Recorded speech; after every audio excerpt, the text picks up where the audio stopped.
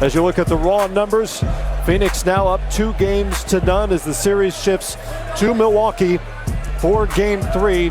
Once again, Booker, Paul, big scores. Mikal Bridges did a lot of his damage from the free throw line tonight and wound up with 27 after knocking down all 8 of his free throws. Suns again great from the free throw line. And once again, the Bucks offense outside of Giannis Antetokounmpo was inconsistent, a little uneven. We'll get into that as we get into this game here. It's Game Time live from the NBA Finals, presented by YouTube TV. Great to have you with us. I'm Matt Weiner. We've got our champs on the set and remotely here as well. Isaiah Thomas, Steve Smith, Shaquille O'Neal, Kenny Smith. We talked all about the Bucks adjustments and what would be different tonight against this Phoenix team. And Smitty, in the opening minutes, we saw some differences defensively from them. They forced some turnovers early. They had a bunch of points in the paint, 20-0 at one point. But then the Suns started knocking down three-pointers. Yeah, they did, man. I thought the first quarter, the game plan was great, offensively and defensively. Then they reverted back to Game 1, Isaiah, and they started to switch easy. Just watching that game, no matter what kind of screen, nobody was fighting over, other than Drew Holiday was trying to get over the screens.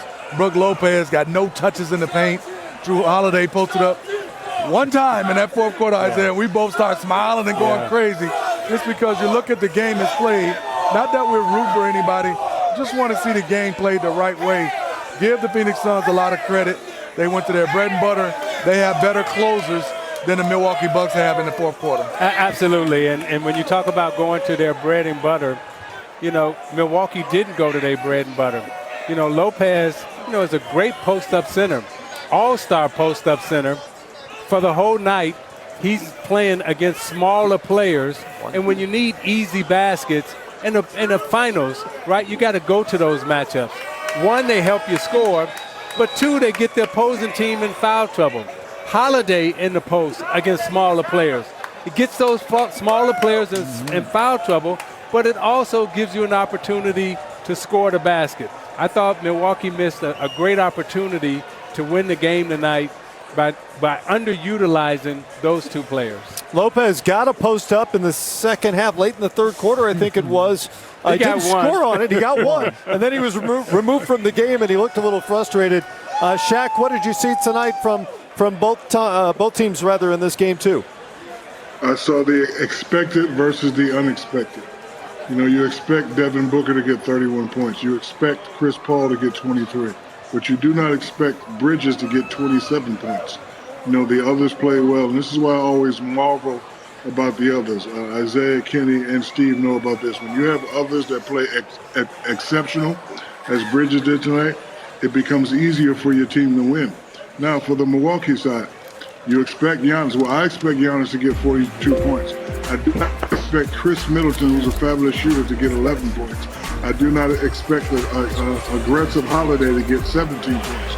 They had a lot of opportunities to win, but, Steve and Isaiah made great points. Phoenix has had greater closers, and their others were exceptional. Mr. Bridges was exceptional tonight, and this is what you have to do to win championship. Now, the pressure is on Milwaukee. Phoenix did what they were supposed to do. They won 2 games in Phoenix. I know Milwaukee plays well at home, but they have to win that Game 3. You always hear people say, this game is pivotal. Game 3 is pivotal. Take it from me. If you go down 3-0, you might as well say to yourself, what do you say, Kenny? 1, 2, 3, Cancun. Detroit basketball. Yeah. Kenny, initial thoughts on Game 2?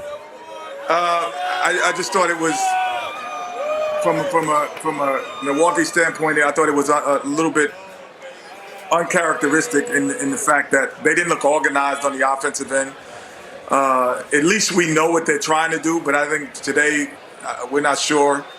But the ability to spread the floor on the offensive end for Phoenix is the difference. They spread the floor out, and they're saying, can you guard us one-on-one or could you guard us in a pick and roll?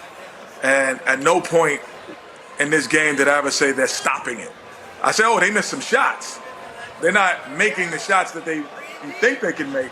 But at no point did I say the defense is stopping this from happening. And when you could play at that comfort level, it changes dynamic. Isaiah, I used to call this European defense. I mean, European offense and defense, because like in Europe, people get a little close to your face when they talk. They weren't close to their face to talk. if you're the Milwaukee Bucks, they were far away. They were speaking English easily. There was no French. You go to France, you go to Italy, people get a little bit uncharacteristically close to you. Chris Paul is just weaving his way through easily through the defense, knifing through. So the defense isn't here, they're here. Yeah. You know, the offensive burden tonight on Giannis Antetokounmpo is really spectacular for much of the night, but it seems like a lot to ask from him, and it reminds me of some of the Cavaliers finals series we've seen when they were undermanned and LeBron was expected to do everything. The difference in this series is that Milwaukee has some other good offensive players on the floor, but they never get into a rhythm. Matt, that's an excellent point. Not only do they not get into a rhythm, but again, they're underutilized in terms of where they are most effective at against the opponent that they're playing against, right? So when you talk about, you can look at the stat sheet and you may say, well, Lopez got this many shots, Holiday got this many shots. However, they didn't get the shots where they could be most effective at. Holiday in the post against a smaller Paul wears him down physically, offensively and defensively, may get him in foul trouble. You may have to make the coach make some adjustments. Lopez in the post. These are scoring opportunities, and these are places, Smitty, where they can have some success at, not necessarily shooting at long range from the three-point line. You know, Isaiah, and sometimes, Matt, sorry, Steve, sometimes, Matt, as a player, you have to make your own adjustments. I know a lot of coaches say, hey, don't let them get in the paint. But as you know, Phoenix did all night. They were getting in the paint and they were kicking out for shooters. You can't let a guy like Bridges get 27 points. As a player, you have to say, you know what? Hey, man up and guard Chris Paul and Devin Booker. Every time I try to come and help you guys, they're kicking out to this guy for a wide open three. So sometimes, and you know, I may, you know, some people may disagree with me, but sometimes you have to look at the coach and say, I'm not doing that. We're in the finals. My guy just hit 5 out of 7 threes. He's killing us. Chris Paul and Devin Booker ain't killing us.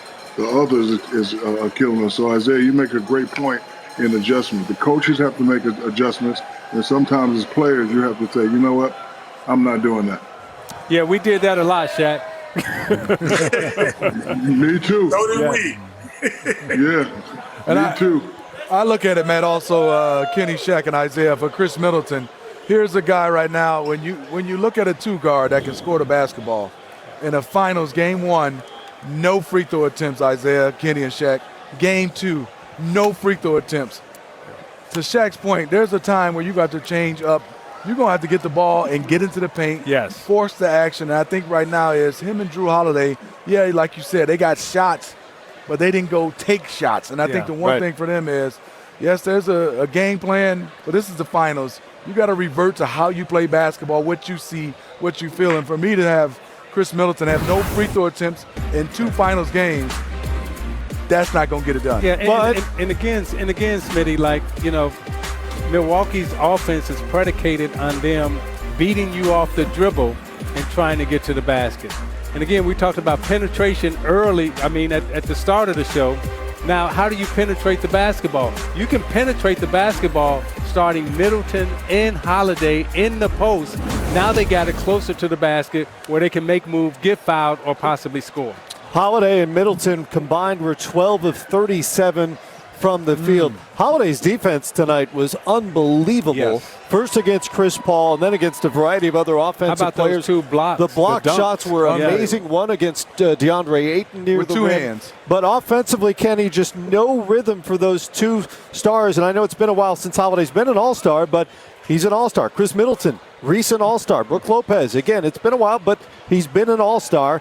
Can Milwaukee win this series if they don't get those guys into some ssort of offensive rhythm? Well, that's the reason why they beat Atlanta. They got 3 guys. When you lose Giannis, who's the MVP of the league, and 2-time MVP of the league, and was always going to be in the running, and you beat Atlanta Hawks without him, you beat them in 2 games, because you have 3 guys who've been all-star and can play at all-star levels. To me, again, there's a difference when Giannis is on the floor now in the playoffs, in the aggressiveness of Middleton and Holiday in terms of where they're getting their shots. Not that they're getting them, but where they're getting them from. There is comfort zones for every player, from Isaiah Thomas to Michael Jordan to Shaq. They're comfort zones. And if they're not getting to any of their comfort zones, if you give Shaq the jump hook, right-hand jump hook, he's going to kill you to death. If you give Isaiah on the fast break, he's going to do the machine gun dribble. And if you trace him, he's going to drive by you. If you're gonna play Michael Jordan and you allow him to go left, right, well, he could do it all, so I might not go there.